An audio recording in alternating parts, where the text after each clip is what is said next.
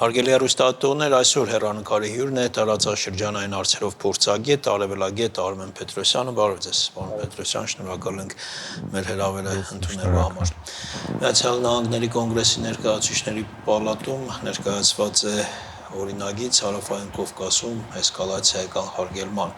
վերաբերյալ կուզենայի մեկնաբանեիք այդ նախագծությունը, տեսեք մի կողմից կարծես թե հետևականություն է Միացյալ Նահանգները ցուցաբերում օգոստոսի 8-ի պայմանավորվածությունների հետ կապված, մյուս կողմից գուցե մտավախություն կա, ինչ-որ կասկած կա, որ Ադրբեջանը հնարավոր ինչ-որ նոր էսկալացիայի գնա եւ ինչ-որ կանխարգելող քայլ է անում։ Շնորհակալ եմ, ես մի փոքր այլ տեսանկյունից եմ վերլուծում իրավիճակը,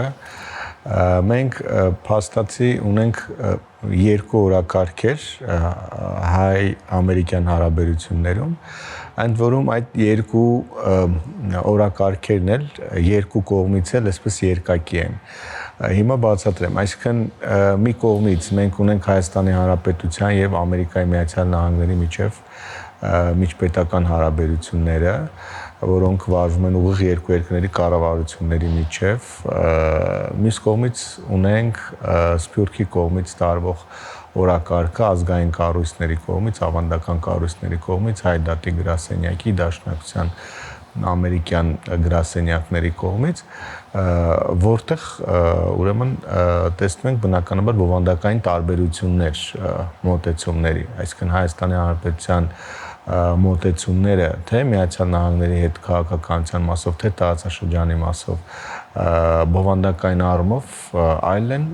Սփյուռքի կառույցների մոտեցումները այլ են, այսինքն Սփյուռքի կառույցները տանում են ազգային օրակարգը, առաջին ազգային օրակարգը, այն դեպքում, երբ որ Հայաստանի կառավարության օրակարգը Ադրբեջանի հետ հարաբերությունների կարգավորումն է։ Հետևաբար, այստեղ մենք տեսնում ենք նաև այս մոտեցումների ուրեմն փաստացի առարկայություն նաև Միացյալ Նահանգներում։ Նույնպիսի վիճակ, այսինքն երկակի վիճակ կա Միացյալ Նահանգներում, մի դեպքում մենք տեսնում ենք էլի գործադիրի քաղաքականությունը, այսինքն Դոնալդ Թրամփի վարչակազմի Սպիտակ տան պետքարտուղարության մոտեցումները Հայաստանի հետ հարաբերությունները տարածաշրջանի հետ կապված, եւ մյուս կողմից ունենք օրենսդիր մարմնի քաղաքականությունը, որտեղ լոբբիստները, հատկապես Դոնալդ Թրամփի քաղաքական մրցակից դեմոկրատները աշխատելով հայ ազգային կառույցների հետ օրակարգ են բերում այլ օրինագծեր, որոնք մեծ հաշվով չեն համընկնում այսօրվա Սպիտակ տան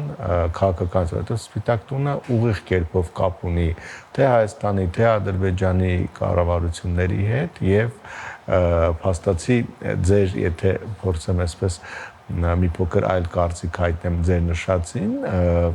այսինքն նրանք այսպես գործադրի լիազորությունները կամ հնարավորությունները բնավել անհրաժեշտ չեն Ադրբեջանին կամ Հայաստանին ինչ-որ բան հասցնելու, հասկացնելու, հատկապես Դոնալդ Թրամփի ուրեմն կառավարման սկզբունքները եւ առանձնահատկությունները հաշվի առնելով։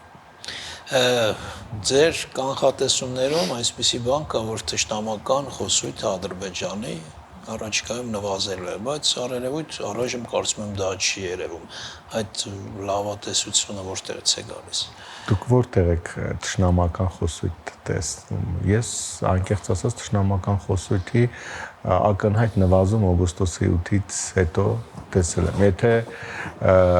կոնկրետ ձևակերպումների հետ կապված, օրինակ Զանգեզուրի միջանց, ՄԱԿ-ի ելույթը օրինակ այդ դրամաբանության դա որևէ կերպ ես դա չեմ կապի Հայաստանի նկատմամբ թշնամական խոսույթի հետ։ Ես այսպես կասեմ, Ադրբեջանի նախագահի ՄԱԿ-ում հնչեցել ագրեսիա, ագրեսոր բառը օգտագործվում է, դա նորմալ է, Զանգեզուրի միջանց։ Շատ լավ, հիմա ներկայացնեմ, տեսեք, թող բնավ տպավորություն չստեղծի, որ Ադրբեջանի իշխանություններին փաստաբանությամբ է զբաղված, բայց Ադրբեջանի ներկայիս քաղաքականությունը միտված է Ադրբեջանը որպես տարածաշրջանային միջին տերություն ներկայացնելու աշխարհին։ Հետաբար այս քաղաքական ուղեգծում նրանք որոշակի հղում ունեն անցյալին, այսինքն ներկայացնելու այն ինչ տեղի ունեցել անցյալ 3 տասնամյակների ընթացքում, կրկին անգամ աշխարհին միջազգային հանրությանը հիշեցնելով իրենց հաղթանակը 2020 թվականին եւ դրանից հետո եւ արդեն հեռանկարային քայլերը եւ Ադրբեջանի ներդրումը ներկայիս միջազգային խնդիրներում։ Այս համատեքստում եթե դիտարկում եք, ես էլ եմ կրկնում, հա, տեսեք, այս գիծը լինելու է։ Այսինքն նրանք դիրքավորում են միջին տերություն եւ օրինակ Հայաստանի նկատմամբ տարած հաղթանակը նրանք մշտապես օգտագործելու են իրենց այդ քաղաքականությունը առաջ մղել, բայց զուգահեռաբար խոսելու են եւ խաղաղության մասին։ Միանշանակ խոսելու են Զանգեզուրի միջանցքի մասին հենց այդ ձևակերպմամբ։ Ասեմ ինչու, որովհետեւ եւ ասեմ մենք հիմա ավելորդ էներգիա եւ ջանքեր են գործադրում փորձելով նրանց, այսինքն նրանց ասելով Ադրբեջանի եւ Թուրքիայի քաղաքական բառապաշարից դուրս մղել այդ եզրույթը, դա անհնարին բան է։ Ինչու, որովհետեւ սա հստակ ընթացք ունի այդ ձևակերպման այդ եզրույթի կիրառումը 2020-ից 23-ը երբ որ նրանք նշում էին որ Զանգեզուրի միջանցք եւ Թուրքիան եւ Ադրբեջանը հստակ նկատի ունեին Մեղրի հատվածը եւ այդ ժամանակ կար Լաչինի միջանցքը եւ համեմատականներ կային, բայց 23-ից հետո, քանի որ այլևս Արցախը ամբողջովին իրենց վերահսկողության տակ էր, Լաչինի միջանցքի հարց չկար, նրանք այդ օրակարգը դարձրեցին եւ այդ նախագիծը դարձրեցին աշխարհակահական նախագիծ։ Եվ հիմա որևէ կերպ իրենց այս փչած դարձրած ուրճացած աշխարհակահական նախագծից, որը Զանգեզուրի միջանց ձևակերպման տակ է, չեն հրաժարվել։ Մի կարծ դիտարկում էլ ասեմ, եթե դուք նկատեք պաշտոնյաների հայտարարությունները, նրանք այսպես են խոսում այսպես են հենց ձևակերպում թրիպ, որը Զանգեզուրի միջանցքի հետ կազմելու է միջին միջանցքի առանձին ճյուղավորում։ Այսինքն նրանք Հայաստանի պաշտոնյաների մասն է կրկնում խոսքը, Հայաստանի տարածքով այդ ճանապարհը անվանում են թրիպ, բայց Զանգեզուրի միջանցքից չեն հրաժարվում, որտեղ վերջին քարտեզներով Զանգեզուրի միջանցքը սկսվում է Բաքվից, ավարտվում է Կարսում։ Նաև նշում եք, որ Ադրբեջանի գործողությունները ուղղված են լինելու նրան, որ Հայաստանի կողմից ռևանշիզմ, հա, կամ ռևանշիստական գործողություններ բացառվեն, այսինքն Ադրբեջանում հավատում են, որ իրոք այստեղ ռևանշիզմի մղումներ կան կամ առնվազն կան այդպիսի ուժեր, որոնք հետագայում նաև այդպիսի ծրագրեր կունենան։ Ի տարբերություն մեզ, Ադրբեջանում շատ ավելի սթափ եւ օբյեկտիվ են դատում պատմությունը, գնահատում պատմությունը, նախ բնականաբար իհարկե հաշվի են առնում, մշտադիտարկում են մեր ուրեմն տեղեկատվական, քարոզչական դաշտը, քաղաքականությունը, մյուս կողմից օբյեկտիվորեն նայում են պատմությանը, այսինքն ռևանշիզմ Հայաստանում երբ կարող է լինել, եթե ուրեմն Հայաստանում կան իշխանության ազգային ուղղվածության գաղափարախոսական ուղղվածության ուժերը։ Դրան ռևանշիզմի մեջ նաև Արցախի թեման միանշանակ իհարկե խոսքը հենց դրա մասին է։ Իրենք իրենց մեծ վախը հենց դրա հետ է կապված։ Մյուս որ այս թեման կարող է եւ այս ուժերին կարող են օգտագործել արտաքին դերակատարներ, հատկապես Ռուսաստանի Դաշնությունը։ Իսկ այդ տրամաբանության մեջ ստացվում է անկեղծ ու ազնիվ են Ադրբեջանի, հա, պահանջները Հայաստանի սահմանադրության փոփոխելու վերաբերյալ։ Ես այսպես եմ գնահատում, Ադրբեջանը օգտվելով հաղթածի իր կարգավիճակից փորձում է բոլոր մակարդակներում Հայաստանից ստանալ առավելագույնը եւ որպես այդպեսին օրակարգից դուրս մղել բոլոր այն հնարավորությունները եւ իրավական, եւ քաղաքական, եւ ինչու ոչ ռազմական, որոնք կարող են ինչ որ փուլում հիմք հանդիսանալ կամ օգտագործվել Հայաստանի կողմից կամ միջազգային դերակատարների կողմից Ադրբեջանի համար ինչ որ սպառնալիքներ առաջացնել։ Օրինակ դրանով էր պայմանավորված, որ Ադրբեջանը մինչև վերջ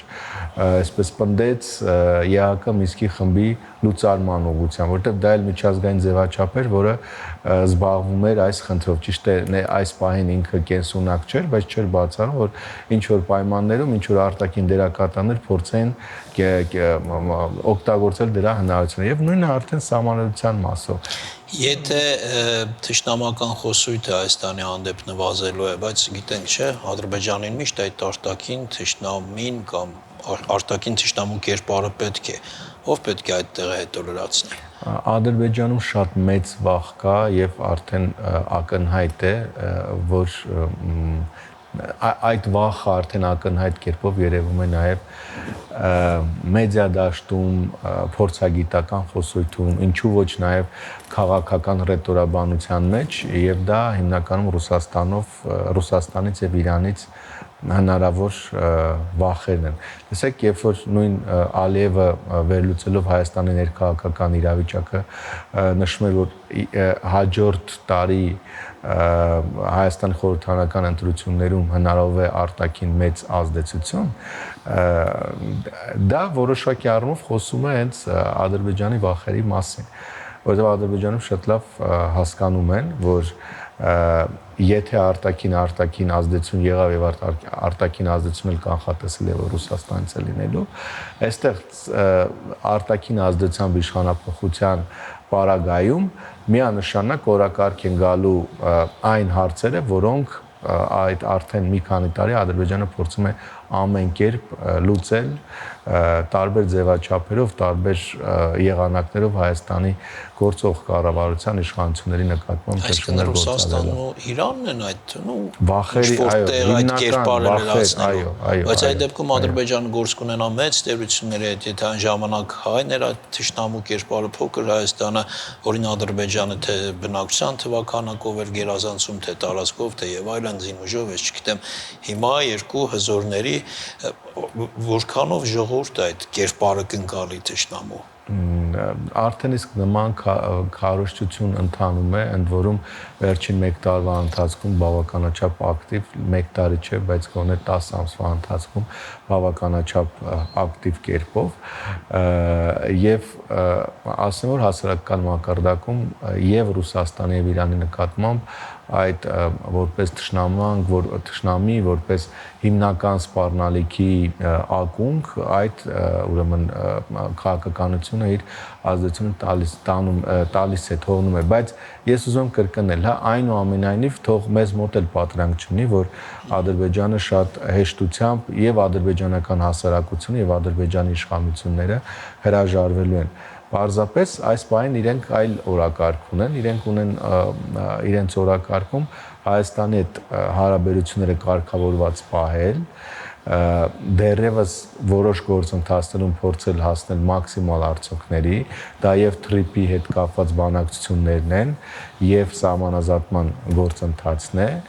բայց Հայաստանի կողմից որևէ սպառնալիք այս պահին չունենան, այսինքն այդ օրակարգը դնեն մի կողմ եւ զբաղվեն իրենց համար շատ ավելի կարեւոր օրակարգերով։ Իսկ այս պահին Ադրբեջանի համար առաջնային օրակարգ է դիրքավորվել ապագայի աշխարհակարգում որպես միջին պետություն եւ այս ուղղությամբ շատ ակտիվ կերպով օգտագործվելու է թուրքական պետությունների կազմակերպությունը, կարծում եմ վերջին գագաթնաժողովում հնչեցված կարծիքները դրա վառ ապացույցն են, հայտարարությունները։ Գազայում վերջնական խաղաղության հաստատումը ու նաեւ Թրամփի ներգրավվածությամբ որքանով է հավանական։ Մինչև այժմ եղած նախորդ հնարավորություններից ամենամեծ հավանականություն ունի։ Ես կդժվարանամ միանշանակ կանխատեսել, որ այդ հրադադարը կայուն եւ վերջնական է, բայց նախկինում երկու փորձ եղել է, մեկը 2023-ի նոյեմբերին հենց, մյուսը ավելի երկարատև 2025-ի հունվարից մինչև մարտ, բայց դրանք որպես այդպիսին կայուն չեղան։ Հիմա կա Թրամփի ներգրավվածությունը եւ հենց Թրամփի գործոնով է պայմանավորված այս հրադադարի կայունությունը եւ խնդրի հանգուցալուծումը։ Բայց կրկնում եմ նաեւ հաշվի առնելով մյուս կողմից Իսրայելում իշխող ծայրահեղական կառավարության մոտեցումները եւ այս աշխարհակաղակական բարենպաստ իրավիճակը առավելագույնս իրենց շահերին ուրեմն շահերի համար օգտագործելու այդ ձգտումները չի բացառում, որ ինչ որ փուլում խախտեն այն պայմանավորությունները, որոնք առաջարկել է Դոնալդ Թրամփը։ Առնվազն մի քանի կետ կա, որը մեծ հաշվով հակասում է Նեթանյահը մինչև այս հնչեցրած ուրեմն հայտարարություններին որևէ կասկած չկա, որ Իսրայելի վերջնանպատակը ընդհանրապես Գազայի հատվածն օկուպացնելն է, բայց Թրամփի պլանով փաստացի նման հնարավորություն չկա։ Եվ կներեք հիմա նշեմ, քանի որ եկող տարի ընտրություններ են լինելու, հենց այստեղ է որ Նեթանյահուն պետք է ինչ-որ կերպ փորձի մանևրել իր նախկին հայտարարությունների եւ ներկայիս ուրեմն իրավիճակի մասով։ Մի կարևոր հարցի մասին էլ դա կօգնի Թրամփին Նոբելյան մրցանակ ստանալ, թեև Նոբելյան մրցանակակրի անունը հետո է հայտնի դարձել, արդեն հայտնի է պարզապես ըստ կանոնակարգի ստորենքի չի այն հրապարակվում, վաղը կհրապարակվի, առհասարակ մեզ համար կարևոր է որ Թրամփը այդ մրցանակը ստանա, որովհետև ի վերջո դա հետ չեն տալիս, չէ, դա այդ մրցանակների չէ, որ հետո հետ վերցնեն, բայց կարծում եմ դա ինչ որ իմաստով պարտավորեցնող է, հա, մրցանակը պաշտպանելու, հա տիտղոսը պաշտպանելու, այսինքն խաղաղության հետ կապված բոլոր գործընթացին ավելի, ինչ գիտեմ, ամուր իրականություն դարձնելու համար։ Տեսեք, դուք էլ իրավացիորեն նշեցիք, որ արդեն ընտրությունը կատարվել է եւ փաստացի Գազայում հոկտեմբերի 6-ին է կատարվել։ Այո, եւ փաստացի Գազայում հրադադարը չէր։ Չնայած ջանքերը այնուամենայնիվ Դոնալդ Թրամփի ջանքերը ներգրավությունը ընդդրում թե ռուս-ուկրաինական եւ թե նաեւ մերձավոր արևելքում այս պատերազմի դադարեցմանը կարող էին հաշվի առնվել, բայց հիմա պատասխանեմ ձեր հարցին, ընդ որում երկու տեսանկյունից կարելի է դիտարկել։ Եթե շատ ավելի գործնական նշեմ, ավելի լավ կլինի, որ այս տարի չտար, որպեսզի Դոնալդ Թրամփը շարունակի հետևողական լինել եւ իր նախկինում ձեռք բերված բոլոր պայմանավորվածությունների վրա վերահսկողությունը անընդհատ էսպես Թրամփը ասել է որ այդ դեպքում ամբողջ Միացյալ Նահանգներին վիրավորանք կհասցնի Նոբելյան անձնաժողովը, բայց նաև կանխատեսել է որ ինքը դժվար է ստանա, ասել է ինչ որ մի տղայք կտան ով ձեռքերը ծալած նստած ոչինչ չի արել։ Նա կար համարի, նա կքննադատի այդ հանձնաժողովին, բայց քանի որ ունի նպատակ եւ այդ նպատակին հասնելու համար եւս 2-3 տարի,